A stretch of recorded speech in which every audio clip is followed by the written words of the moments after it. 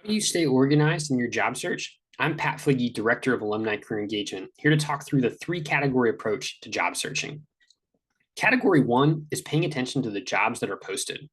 What you want to think about tracking here are jobs that you're qualified for, that you plan to apply for, or maybe that you already have applied for.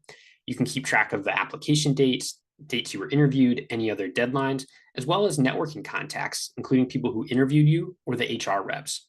You also want to think about, have you followed up with these jobs or sent any thank you notes? As you're looking at job postings, pay attention to the jobs that are above or below your experience level. This tells you that the right team exists, even if the right job for you isn't posted yet. The second category you can keep track of are your target companies. This doesn't have to be a super long list. It can be just a small list that's based on their culture, their location, or other key factors connected to your values and interests.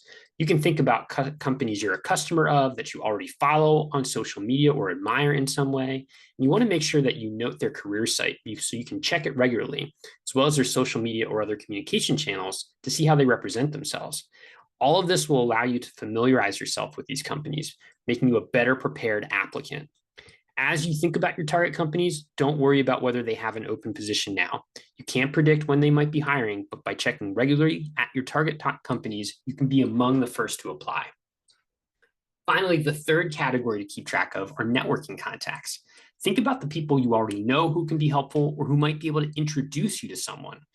You want to also target people with the job you want or who work at your target company so they can refer you internally to the right people.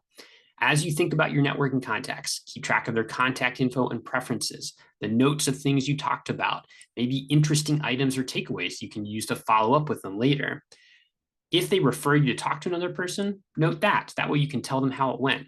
And think back on this list often. Reflect on the advice you take away from each conversation and how it can make you a stronger candidate. All of these categories also intersect with one another, and starting in one zone helps you with another category. For instance, for each job posting you find, think about whether you should make that a target company or what networking contacts do you have. When you're starting with your target company outreach, who do you know that works there? Can you find a Temple Owl using LinkedIn?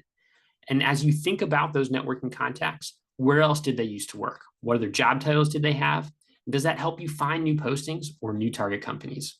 I hope these organizational categories help you activate your job search and find the jobs that you're looking for.